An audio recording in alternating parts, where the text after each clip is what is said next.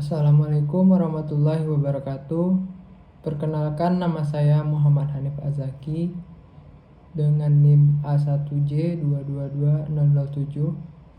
Saya dari kelas R001 Sastra Indonesia angkatan 22. Di sini saya akan menjelaskan mengenai analisis wacana. Yang pertama yaitu definisi wacana. Menurut Krida Laksana, wacana adalah satuan bahasa terlengkap dalam hierarki gramatikal, merupakan satuan gramatikal tertinggi dan atau terbesar. Wacana ini direalisasikan dalam bentuk karangan yang utuh, seperti novel, buku seri, ensiklopedia, dan sebagainya. Paragraf, kalimat, frase, bahkan kata yang membawa amanat lengkap.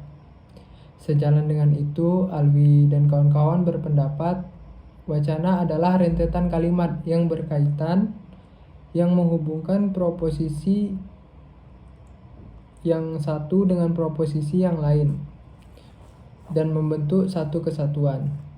Wacana hanya tentang hubungan antara proposisi satu dan proposisi lain dan bisa juga berupa satuan bahasa bermakna seperti kata yang memiliki konteks serta menyampaikan suatu gagasan.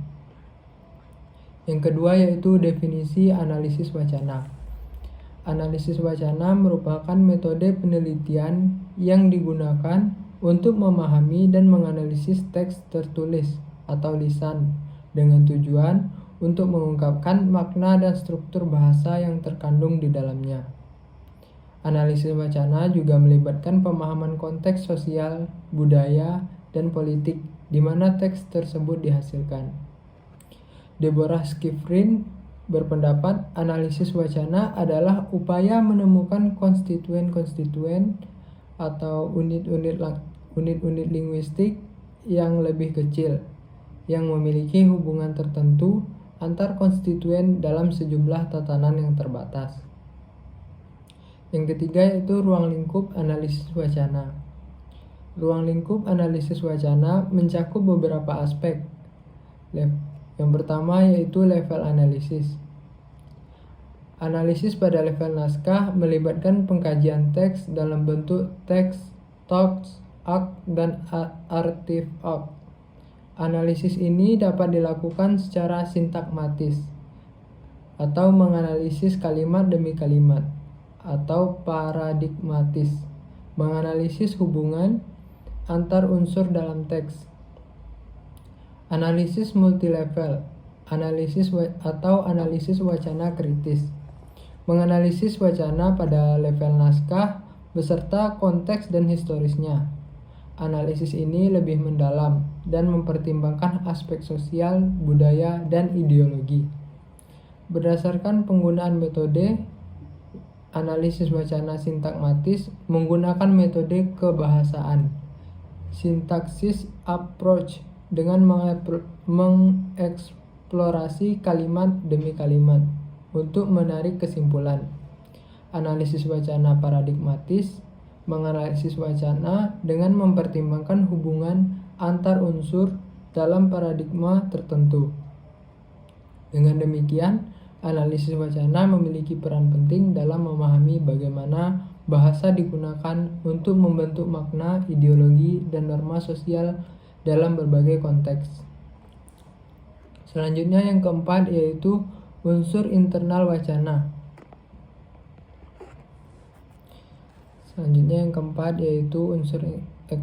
Unsur internal wacana. Unsur internal wacana terdiri atas satuan kata atau kalimat. Kata, satuan terkecil dalam bahasa yang memiliki arti dalam struktur yang lebih besar, misalnya dalam kalimat. Kata merupakan bagian dari kalimat. Sebuah kalimat bisa terdiri dari beberapa kata yang membentuk satu pengertian yang utuh dan selesai jika dilisankan. Bahkan sebuah kalimat bisa terdiri hanya dari satu kata, asalkan kata tersebut memiliki esensi sebagai kalimat. Sedangkan kalimat adalah satuan bahasa yang lebih besar daripada kata. Kalimat diakhiri dengan intonasi final dan memiliki makna yang lengkap. Dalam analisis wacana, kalimat menjadi bagian penting karena mengandung informasi dan menghubungkan berbagai unsur dalam wacana. Jadi unsur internal wacana seperti kata dan kalimat membentuk dasar dari struktur bahasa yang lebih luas. Dengan memahami unsur ini, kita dapat lebih baik memahami makna dan hubungan dalam suatu wacana. Selanjutnya yang terakhir, unsur eksternal wacana. Unsur eksternal wacana merupakan bagian dari wacana yang tidak tampak secara eksplisit, tetapi berperan sebagai pelengkap keutuhan wacana. Unsur-unsur eksternal ini terbentuk dari beberapa hal penting. Yang pertama yaitu implikatur, merujuk pada makna yang tersirat atau tersembunyi di dalam kalimat. Implikatur dapat muncul melalui penggunaan kata-kata atau konteks tertentu yang mengandung arti tambahan selain makna harfiahnya. Yang kedua yaitu presuposisi, merupakan asumsi yang dianggap benar oleh pembicara dan pendengar sebelum berbicara. Presuposisi seringkali terkait dengan informasi yang sudah dikenal atau dianggap umum. Yang ketiga yaitu referensi, berkaitan dengan penggunaan kata atau frasa yang mengacu pada sesuatu di luar teks. Referensi bisa berupa kata ganti, misalnya dia, itu, atau kata-kata yang merujuk pada objek tertentu.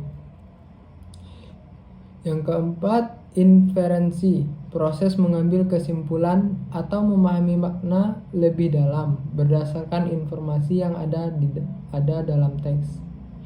Inferensi melibatkan pemahaman konteks dan penarikan kesimpulan secara logis. Yang kelima yaitu konteks, lingkungan atau situasi di mana wacana dihasilkan. Konteks memengaruhi pemahaman dan interpretasi teks, misalnya konteks sosial, budaya, dan historis. Dengan memahami unsur-unsur eksternal ini, kita dapat lebih mendalam dalam menganalisis dan memahami wacana secara keseluruhan. Mungkin itu saja yang dapat saya sampaikan.